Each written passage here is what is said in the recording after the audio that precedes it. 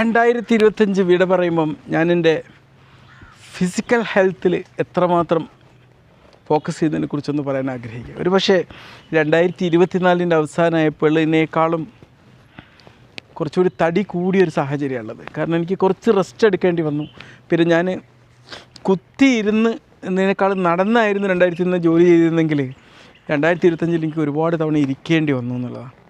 കാരണം എൻ്റെ കണ്ണിൻ്റെ ഓപ്പറേഷനൊക്കെ കഴിഞ്ഞതുകൊണ്ട് എനിക്ക് ആ സമയത്ത് അതിന് കോട്ടം വരാത്ത രീതിയിലുള്ള വ്യായാമോർമ്മകൾ ചെയ്യാനുള്ളൊരു സ്വാതന്ത്ര്യം ഉണ്ടായിരുന്നുള്ളൂ.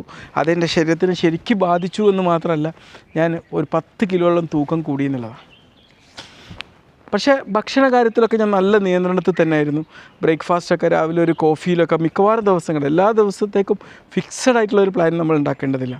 നമ്മളെപ്പോഴും കസ്റ്റമൈസബിൾ ആയിരിക്കണം. നമ്മളിപ്പോൾ ഒരിക്കൽ എവിടെയെങ്കിലും ഒരു ഔട്ടിങ്ങിന് പോവുകയാണ്, നമ്മളെ ബിരിയാണിയോ മന്തിയോ കഴിക്കണമെന്ന് ആഗ്രഹിക്കുകയാണെങ്കിൽ അത് ഒഴിവാക്കേണ്ട സാഹചര്യമൊന്നുമില്ല.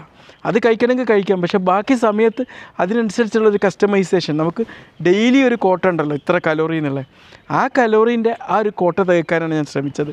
അതൊക്കെ ചെയ്തിട്ടും എന്തുകൊണ്ട് എൻ്റെ പിന്നെ വ്യായാമത്തിലൊക്കെ എനിക്ക് ആ ഒരു പലപ്പോഴും വ്യായാമത്തിനൊക്കെ നമ്മളൊരു ഫിക്സഡ് പാറ്റേണിലേക്കാളുപരി നമ്മൾ മാക്സിമം പല സമയങ്ങളിലും നമ്മുടേതായ ഡേ ടു ഡേ ലൈഫിലേക്ക് വ്യായാമത്തെ കൊണ്ടുവരാനാണ് ശ്രമിച്ചത്.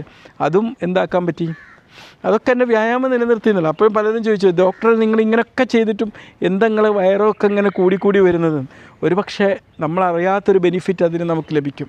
എൻ്റെ ബ്ലഡ് പ്രഷർ നോക്കിയാലും ബ്ലഡ് ഷുഗർ നോക്കിയാലും ലിപ്പിഡ് പ്രൊഫൈൽ നോക്കിയാലും ഒക്കെ എനിക്ക് നോർമലായിട്ടുള്ള സ്റ്റേറ്റാണ് ഉണ്ടാവാറുള്ളത്. ഒരു പക്ഷേ നമ്മുടെ ഉള്ളിൽ രക്തക്കൊഴലുകളിൽ ഉണ്ടാവുന്ന ബ്ലോക്ക് തടയാൻ ഇതുകൊണ്ട് സാധ്യമാവുന്നുണ്ടാവും. അത് നമ്മൾ ശ്രദ്ധിക്കുന്നുണ്ടാവില്ല.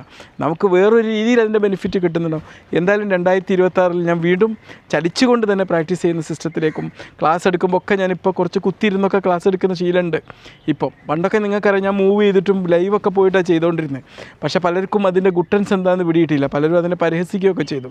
കാരണം നമ്മുടെ ലൈഫിൽ നമ്മളെപ്പോഴും ഈ മൂമെൻറ്റ്, ശാരീരിക ചലനത്തെ അതിൻ്റെ ഒരു ഭാഗമായി നിലനിർത്തണമെന്ന് ഉദ്ദേശിച്ചത് കൊണ്ടും അതിനെ പ്രാക്ടിക്കലായിട്ട് ഡെമോൺസ്ട്രേറ്റ് ചെയ്ത് തരാനാണ് ഞാൻ ആഗ്രഹിച്ചത്. അല്ലാതെ ഒരു പൊട്ടൻ കളിയോ ഒരു പ്രാന്തം കളിയോ അടിക്കലൊന്നും അല്ലായിരുന്നു. ഒരുപക്ഷെ ആ ഒരു സ്റ്റൈലിലേക്ക് തന്നെ 2026 വീണ്ടും മാറ്റണം എന്നാണ് ഞാൻ ആഗ്രഹിക്കുന്നത്.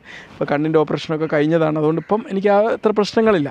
അപ്പം ആ ഒരു അവസ്ഥയിലേക്ക് മാറ്റുക എന്നുള്ള 2026 ഞാൻ എടുക്കുന്നൊരു പ്ലാൻ എന്ന് പറഞ്ഞാൽ. ഓക്കെ, അപ്പോൾ 2025 നമ്മുടെ ജീവിതത്തിൽ എവിടേക്കോ നമുക്ക് മിസ്റ്റേക്കുകൾ വന്നിട്ടുണ്ടാവും, എവിടെയോ നമ്മളെടുത്ത തീരുമാനങ്ങൾ പ്രാവർത്തികമാകാതെ പോയിട്ടുണ്ടാവും. അതൊക്കെ നമ്മുടെ ജീവിതത്തിൻ്റെ പാസ്റ്റാണ്.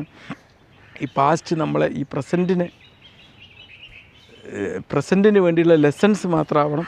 അത് നമ്മളെ കണ്ടിന്യൂഷൻ ആവാൻ പാടില്ല. തീർച്ചയായിട്ടും എല്ലാവർക്കും ഒരിക്കൽ കൂടി ഹാപ്പി ന്യൂ ഇയർ നേരുകയാണ്. Okay, by.